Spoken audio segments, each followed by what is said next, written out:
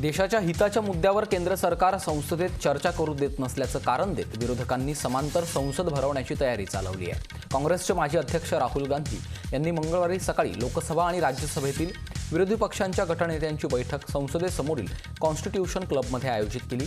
14 विरोधी पक्षांच्या या बैठकीत केंद्र सरकारविरोधातील आंदोलनाची दिशा निश्चित केली जाईल अशी माहिती काँग्रेसचे ज्येष्ठ नेते आणि राज्यसभेतील विरोधी पक्षनेते मल्लिकार्जुन खरगे यांनी दिली आहे। नवी दिल्लीत सीमेवरील तणाव दूर करण्यासाठी भारत चीनच्या सैन्यात कमांडर स्तरावर सोमवारी 12वी बैठक झाली। भारतीय सीमेत चुशोल मोल्ड इथं ही बैठक झाली आहे। सीमेवरील तणावावर कमी करण्याच्या उद्देशानं चर्चा सुरू ठेवण्याचा निर्णय या बैठकीत दोन्ही देशांनी घेतलाय। या संदर्भात भारत चीन सैन्याकडून एक संयुक्त निवेदन जारी करण्यात आलंय। दोन्ही बाजूंकडून स्पष्ट आणि गंभीर विचारांचं आदानप्रदान झालंय।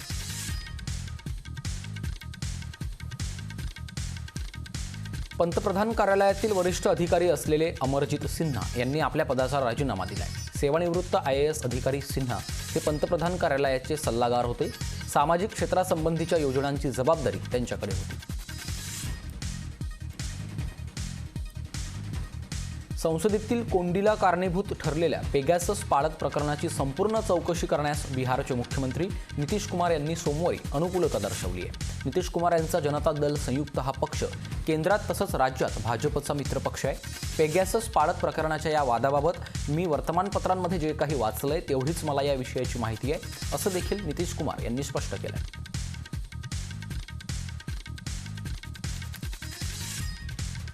100 कोटी वसुली आरोप प्रकरणात ईडी चौकशीमध्ये अडकलेले माजी गृहमंत्री अनिल देशमुख यांना सुप्रीम कोर्टात दिलासा मिळाला नाही। ईडीकडून दाखल करण्यात आलेल्या मनी लॉन्ड्रिंग प्रकरणी कारवाईपासून संरक्षण मिळावं यासाठी अनिल देशमुखांनी सुप्रीम कोर्टात धाव घेत याचिका दाखल केली होती। या याचिकेवर आधी सुनावणी झाली असून सुप्रीम कोर्टानं पुढची सुनावणी आज निश्चित केली आहे। दंडात्मक कारवाई करण्यापासून ईडीला अटकाव करण्यात यावा अशी विनंती करणारा अर्ज अनिल देशमुख आणि ऋषिकेश देशमुख यांच्या वतीनं सुप्रीम कोर्टात करण्यात आला आहे। आरबीआयनं नाशिक स्थित जनलक्ष्मी सहकारी बँकेला 50.35 लाख रुपयांचा दंड ठोठावलाय। जनलक्ष्मी सहकारी बँकेला रिझर्व्ह बँकेनं प्राथमिक सहकारी बँकांद्वारे इतर बँकांमध्ये ठेवीची नियुक्ती आणि क्रेडिट माहिती कंपन्यांचे वर्गणी या संदर्भात जारी केलेल्या निर्देशांचं पालन न केल्याबद्दल दंड ठोठावला आहे। अण्णा हजारे यांच्या विरोधात पत्रकार परिषद असणार आहे। इंडिया अगेन्स्ट करप्शनचे राष्ट्रीय अध्यक्ष हेमंत पाटील मुंबई मराठी पत्रकार संघ इथं दुपारी 3 वाजता ही पत्रकार परिषद घेतील।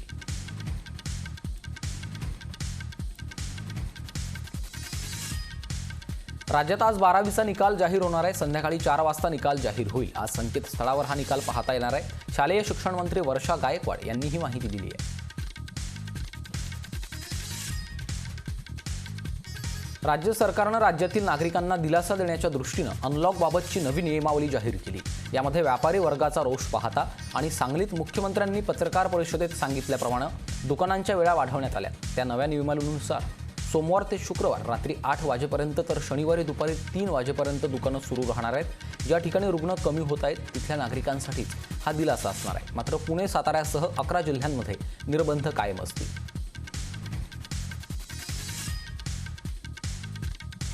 मुंबई विमानतळाबाहेर लावण्यात आलेल्या अदानींच्या बोर्डाची शिवसैनिकांनी तोडफोड केली आहे। जीव्हीके कंपनीकडून ताबा मिळाल्यानंतर अदानी समूहानं अदानी एअरपोर्ट असा बोर्ड लावला होता। या ठिकाणी सध्या मोठा पोलीस बंदोबस्त लावण्यात आलाय। मुंबई आंतरराष्ट्रीय विमानतळाच्या व्यवस्थापनाचा ताबा 13 जुलैला अदानींकडे देण्यात आलाय।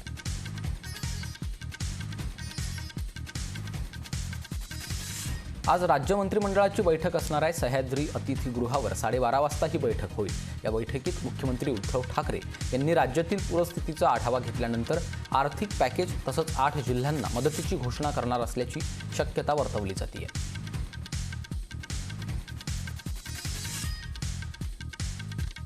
मुंबई विमानतळाबाहेर लावण्यात आलेल्या अदानींच्या बोर्डाची शिवसैनिकांनी तोडफोड केली आहे। मात्र या घडलेल्या प्रकारानंतर अदानी समूहाकडून या संदर्भात स्पष्टीकरण देण्यात आलंय। एअरपोर्ट अथॉरिटी ऑफ इंडियाच्या नियम आणि सूचनांचं अदानी प्रशासनानं तंतोतंत पालन केलंय। जीव्हीकेकडून छत्रपती शिवाजी महाराज आंतरराष्ट्रीय विमानतळाचा ताबा मिळाल्यानंतर या संदर्भातील जीव्हीकेचा फलक काढून त्या ठिकाणी अदानी एअरपोर्ट असा फलक लावण्यात आल्याचं स्पष्टीकरण देण्यात आलंय।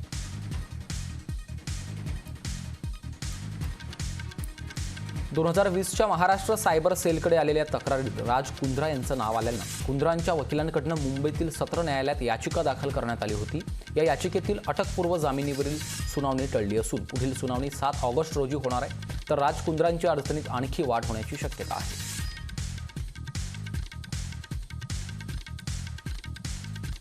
जलवाहिन्यांच्या दुरुस्तीचं काम निघाल्यानं मुंबईत 3 ऑगस्ट रोजी पाणी कपात करण्यात येणार आहे। मुंबईच्या काही भागात वितरित करणाऱ्या पाईपलाईनच्या दुरुस्तीची कामं करण्यात येणार आहेत। त्यामुळे आज सकाळी 8:30 ते रात्री 10:30 पर्यंत पाणी पुरवठा बंद असेल। कुर्ला, घाटकोपर, अंधेरी आणि गोरेगावातील काही भागात पाणी पुरवठा नाही। पाणी जपून आणि काळजीपूर्वक वापरण्याचं आवाहन मुंबई महानगरपालिकेनं केलं आहे।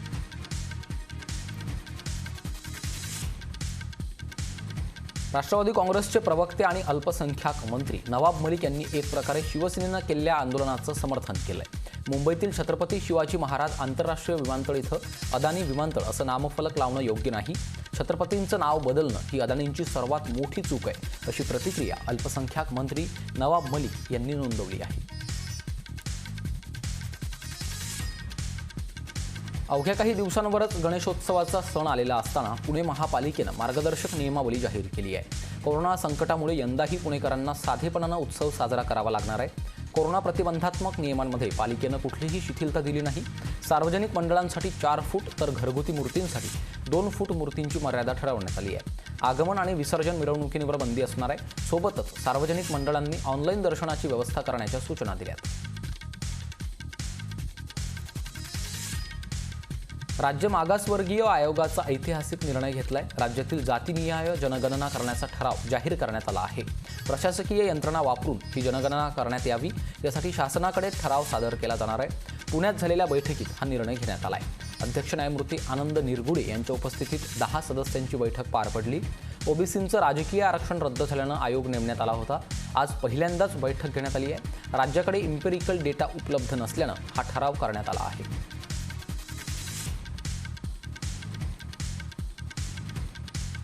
मुख्यमंत्र्यांच्या दौऱ्यादरम्यान हर्बट रोड इथं भाजप कार्यकर्त्यांकडून गोंधळ घालण्यात आला। मुख्यमंत्री निवेदन स्वीकारत नसल्याचा आरोप करत भाजप कार्यकर्त्यांनी ठिय्या दिलाय। त्यावर शिवसैनिकही आक्रमक झाल्यानं तिथं तणाव निर्माण झाला होता। पोलिसांच्या हस्तक्षेपामुळे हा तणाव निवळला आहे।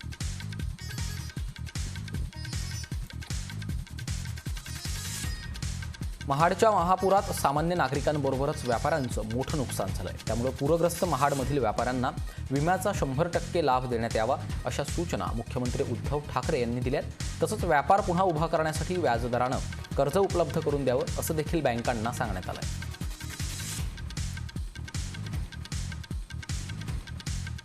एका बाजूला पूरग्रस्त भागांचे दौरे सुरू असताना दुसऱ्या बाजूला पूरग्रस्त मदतीच्या प्रतीक्षेत आहेत। मात्र पंचनामे पूर्ण झाल्याशिवाय मदत देण्याची सरकारची मानसिकता नसल्याचं दिसून येतंय। ग्रामविकास मंत्री हसन मुश्रीफ यांनी या कॅबिनेट बैठकीत जर पंचनामे आले तर मदत जाहीर होईल असं सांगितलं। दरम्यान संकटात मदत मोठ्या प्रमाणावर करण्याची धमक राज्य सरकारनं दाखवली असल्याचंही मुश्रीफ यांनी म्हटलंय। त्यामुळे पूरग्रस्तांना मदतीसाठी आता आणखी 15 दिवसांची प्रतीक्षा करावी लागणार आहे।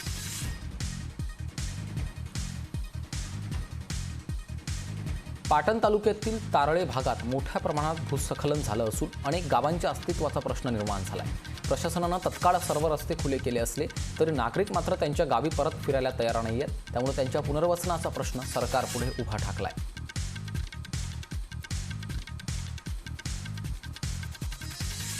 खडकवासला धरणातून पाण्याचा विसर्ग अखेर बंद करण्यात आलाय। धरण क्षेत्रात पावसानं विश्रांती घेतल्यामुळे सोमवारपासून विसर्ग बंद करण्यात आला। 22 जुलैपासून खडकवासला धरणातून मुठा नदीत विसर्ग सुरू होता। आतापर्यंत खडकवासला धरणातनं 3.90 TMC पाणी सोडण्यात आलंय। पुन्हा पावसाचा जोर वाढल्यास विसर्ग सुरू करण्यात येणार आहे।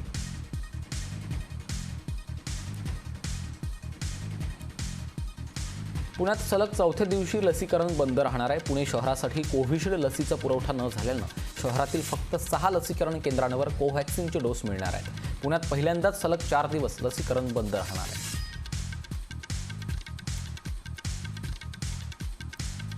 उल्हासनगर महापालिकेचं डम्पिंग ग्राउंड मलंगगड परिसरातील उसाटणे गावाजवळ येणार आहे। या डम्पिंगच्या जागेच्या मोजणीसाठी आलेल्या अधिकाऱ्यांना स्थानिकांनी विरोध केलाय, तर कल्याण पूर्वचे आमदार गणपत गायकवाड यांनीही या अधिकाऱ्यांना धारेवर धरलं।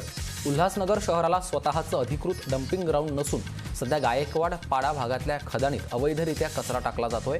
या ठिकाणची क्षमता आता संपली असून त्यामुळे शासनानं मलंगगड परिसरातील उसाटणे गावाजवळची जागा उल्हासनगर महापालिकेला डम्पिंगसाठी दिली, मात्र या डम्पिंगला स्थानिकांनी विरोध दर्शवला। शासनाकडून नागपूर महानगरपालिकेला कोव्हिशिल्ड लसींचा पर्याप्त पुरवठा उपलब्ध न झाल्यामुळे मनपाच्या सर्व लसीकरण केंद्रांवर आज नागरिकांचं लसीकरण होणार नाही, ही माहिती अतिरिक्त आयुक्त श्री राम जोशी यांनी दिली आहे।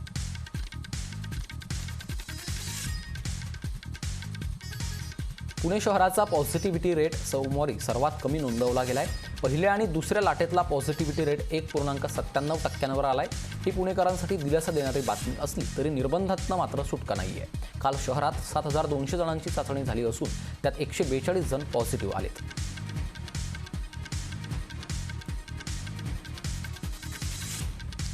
शहापूर तालुक्यातील 167 सरकार मान्य रेशन दुकानांना जीवनावश्यक वस्तूंचा पुरवठा करणाऱ्या शासकीय गोदामाची दुरवस्था झाली आहे। देखभाल दुरुस्ती अभावी प्रचंड पडझड झाली आहे। या गोदामातून परिसरातील शासनमान्य रेशनिंग धान्य परवानाधारक दुकानांना धान्य वितरित केलं जातं। या गोदामांमध्ये 1500 मेट्रिक टन धान्य मालाची साठवणूक केली जाते।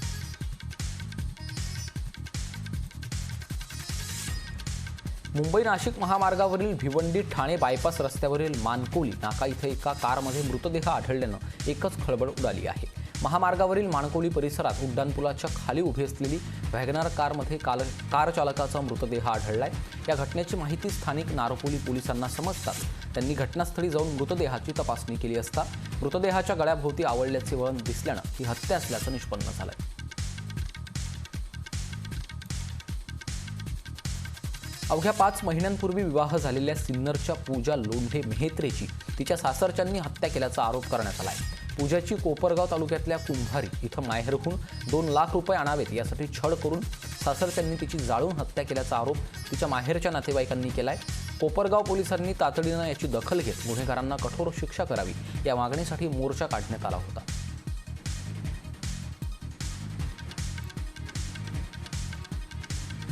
अमरावती जिल्ह्यातील मेळघाट व्याघ्र प्रकल्पातील अतिसुरक्षित ढाकणा परिक्षेत्रातील जंगलात एका अजगरानं माकडाची शिकार केल्याचं व्याघ्र प्रकल्पाच्या कर्मचाऱ्यांना दिसून आलंय। अंदाजे 10 फुटाचा अजगर भल्या मोठा माकडाची शिकार करत असताना वन कर्मचाऱ्यांना व्हिडिओ काढलाय। एक भव्य अजगर माकडाची शिकार करून गिळत असताना दिसून आलाय। 9 ते 10 फूट लांबीचा अजगर 50 किलोच्या दरम्यान हा अजगर होता। चक्क या अजगरानं माकडाची शिकार करून तो माकड गिळला आहे।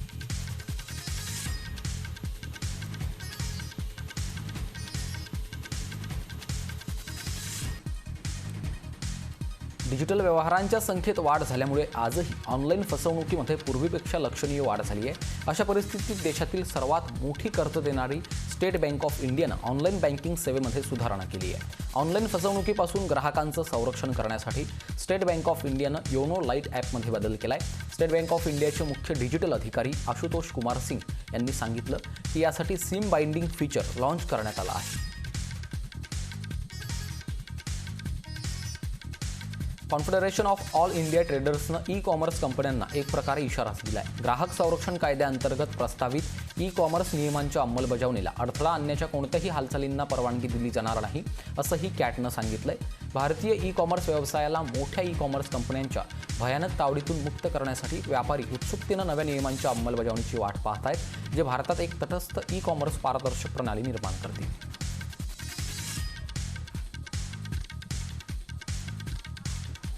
एका बाजूला पेट्रोल डिझेलचे दर स्थिर ठेवून मोदी सरकारनं काहीसा दिलासा दिला असला तरी इंधनावरील करात कोणत्याही परिस्थितीत कपात होणार नाही असा अप्रत्यक्ष संदेशच केंद्रानं दिल्याची चर्चा सुरू झाली आहे। गेल्या काही दिवसांमध्ये दररोज नवनवे उच्चांक प्रस्थापित करणाऱ्या पेट्रोल आणि डिझेलच्या दरवाढीला गेल्या पंधरवड्यात लगाम बसल्याचं चित्र दिसतंय, कारण सलग 17व्या दिवशी पेट्रोल डिझेलचे दर स्थिर आहेत। मात्र या निमित्तानं एक वेगळीच शंका उपस्थित केली जाते।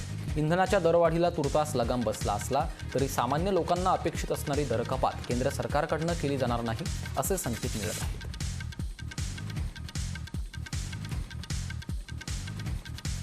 भारत चीन यांच्यातील संबंध ताणलेले असताना वस्त्रोद्योगाच्या निर्यातीवरून दोन्ही देशातील व्यापारी संबंधांचा धागा जुळताना दिसतोय।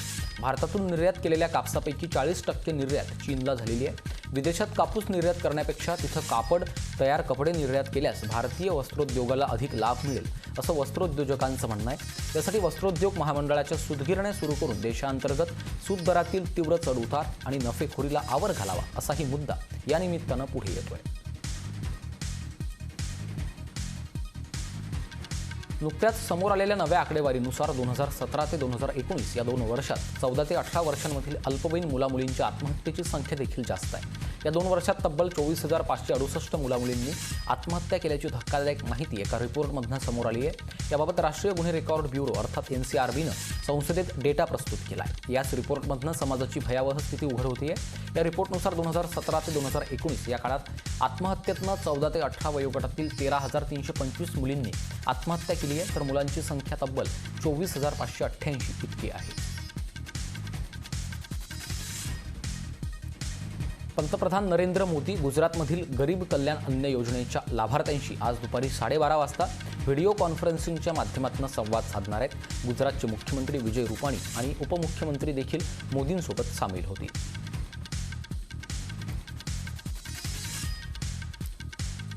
कोरोनाबाबत सर्व प्रतिबंधात्मक उपायांचं पालन केलं जाणार असून मुलांना शाळेत पाठवण्याबाबत पालकांकडून लेखी संमती घेतली जाणार आहे। शाळांची वेळ सकाळी 8 ते दुपारी 2 अशी असेल। सोमवारी राज्यातील सर्व शाळा सुरू झाल्याचं अधिकाऱ्यांनी सांगितलंय। पूर्व प्राथमिक शाळा आणि पहिली दुसरीचे वर्ग मार्च 2020 नंतर 10 महिन्यांनी सुरू झाले। या सर्व शाळा 2 ऑगस्टपासून सुरू करण्याच्या आदेशापूर्वी 26 जुलैला 10वी आणि 12वीचे वर्ग सुरू झालेत। जी मुलं शाळेत येऊ शकणार नाहीत त्यांच्यासाठी ऑनलाईन वर्ग उपलब्ध असतील। देशभरात कोरोना संक्रमणाविरुद्ध लढण्यासाठी लसीकरणाची मोहीम सुरू आहे। याच दरम्यान बिहारमधून एक धक्कादायक प्रकार समोर आला आहे। आरोग्य विभागाचा बेजबाबदारपणा या घटनेतून स्पष्टपणे समोर आलाय। एका वयस्कर व्यक्तीला नियमाप्रमाणे 2 नाही तर कोरोना लसीचे 4 डोस देण्यात आल्याचं समोर आलंय। भोजपूर जिल्ह्यातील सहार प्रखंडमध्ये ही घटना घडली आहे। ही घटना समोर आल्यानंतर आरोग्य विभागात एकच खळबळ उडाली। या प्रकरणाची चौकशी सुरू करण्यात आली आहे।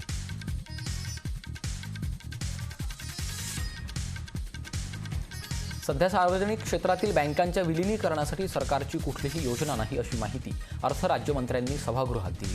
या संदर्भात कुठलाही प्रकारचा प्रस्ताव दिलेला नाही। तसंच 2 बँकांचं खासगीकरण केलं जाईल हे आधीच 2021च्या अर्थसंकल्पात जाहीर केलं गेलं आहे। सध्या शेतकरी कर्ज माफ करण्याची कुठलीही योजना नाही। किसान कर्जामध्ये SC/ST शेतकऱ्यांना वितरित केलेल्या कर्जाचा देखील समावेश आहे अशी माहिती अर्थ राज्यमंत्र्यांनी दिली आहे।